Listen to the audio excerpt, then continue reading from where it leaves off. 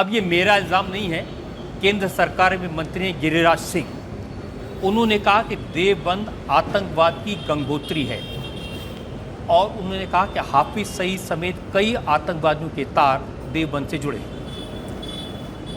उनको मुबारक हो, बहुत मुबारक हो। और आपका भी मैंने बयान देखा कि ऐसे हज़ारों केस हैं जिनके खिलाफ यूएपीए लगा है, टेररिज्म का केस है, गिरफ्तार किया गया है, उन सब की कोर्ट्स में लड़ाई आप लड़ रहे हैं, वकालत कर रहे हैं। वकालत करवाना और आदमी को सफाई देने का अधिकार तो हमारे सिस्टम ने दिया है। हम कहाँ से किसी की वकालत करने वाले, हम कौन हो गए?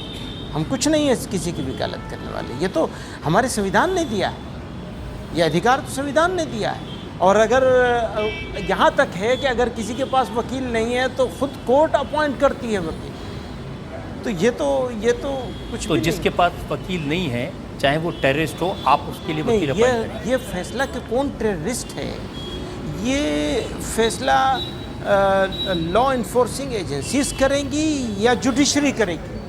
अब आप ऐसी हम 100 मिसालें देंगे जहां हम लोगों ने कोई केस नहीं। आप क्रिमिनल्स की बात करते हैं, मैं बहुत ही कंट्रोवर्शियल बात कह रहा हूं यहाँ। अफजल गुरु फांसी दी गई, लेकिन out of turn priority basis पे फांसी दी गई। क्या मतलब है इसका?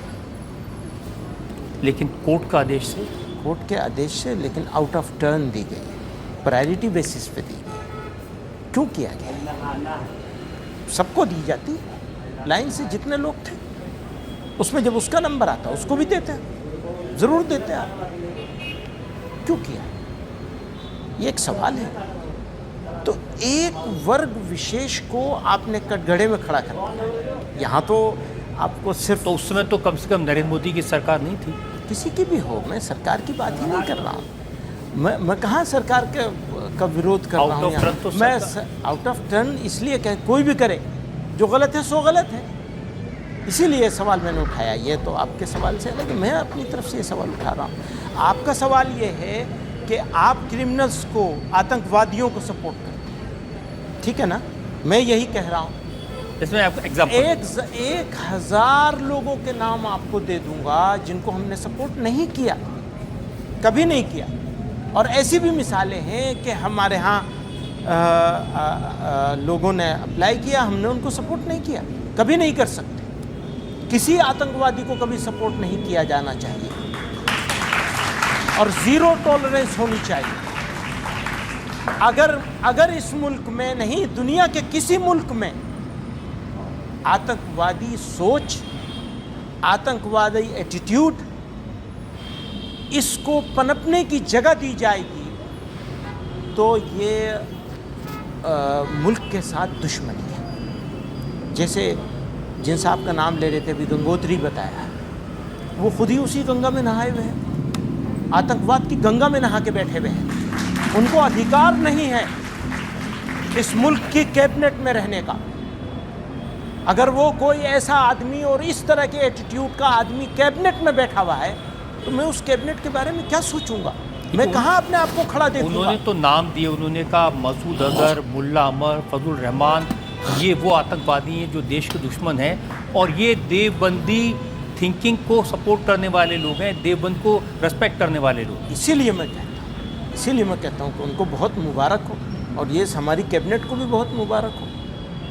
बस और क्या कह सकता हूँ, इससे ज़्यादा तो नहीं कह सकता। वो आपसे कहेंगे आपको मुबारक हो, ऐसी बात। ठीक है, और क्या जवाब है?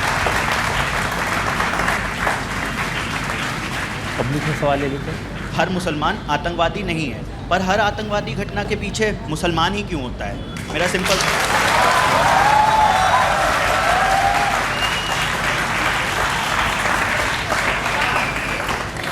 ये तो बड़ा पुराना और घिसा पटा सवाल हो गया। इसका जवाब बहुत पहले बार बार दे चुके हैं हम।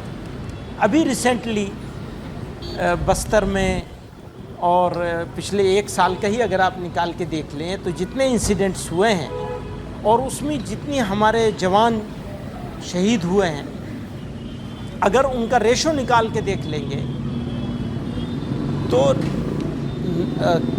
कोई मुसलमान की तरफ से किया जाने वाला इंसिडेंट, और अब मैं उसे हिंदू नहीं कहूँगा, क्योंकि हिंदू कहूँगा तो फिर वो हिंदू मुसलमान बन जाएगा, 70 और 30 का रेशो भी नहीं मिलेगा आपको, उधर 70%।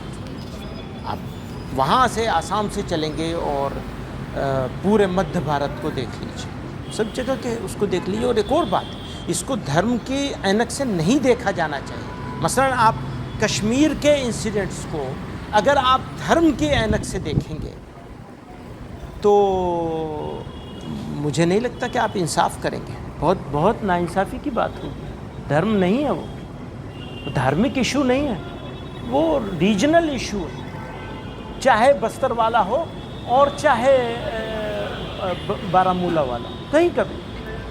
मैं आपकी बात से सहमत हूँ कि जो आतंकवादी होता है, जो किसी को मारता है, वो किसी मज़हब का नहीं हो सकता, ना हिंदू होता है, ना मुसलमान होता है, ना सिख होता है। यही आप कह रहे हैं? ये तो एक छोटी सी बात है। बड़ी बात ये है कि ये मामले लोकलाइज्ड होने चाहिए, न कि नेशनलाइज्ड हो, और न कि इसे किसी धर्म के साथ जोड़ा जाए। ख़ासतौर से मुसलमानों की ये भी वो जो ये सवाल करने की नौबत इसलिए आई कि ख़ास इन्वायरमेंट क्रिएट कर दिया गया है। अब ये एनवायरनमेंट क्रिएट किया गया ना, ये पूरी दुनिया में कहा जा रहा है कि हिंदुस्तान में मुसलमान पर जुल्म हो रहे हैं, लिंचिंग हो रही है, मारा हो रही है ना।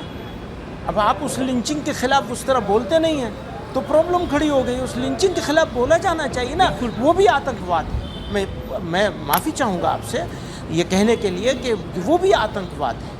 उस आतंकवाद को रोकने के लिए भी हमको ज़ीरो टॉलरेंस के साथ लड़ाई लड़नी चाहिए, उस कन्विक्शन के साथ लड़ाई लड़नी चाहिए। हम ये होने नहीं देंगे, न ये होने देंगे, न ये होने देंगे। वो कन्विक्शन नहीं है, न मीडिया के पास है, न सरकारों के पास है, न लॉ इन्फोर्सिंग एजेंसीज़ के पास है।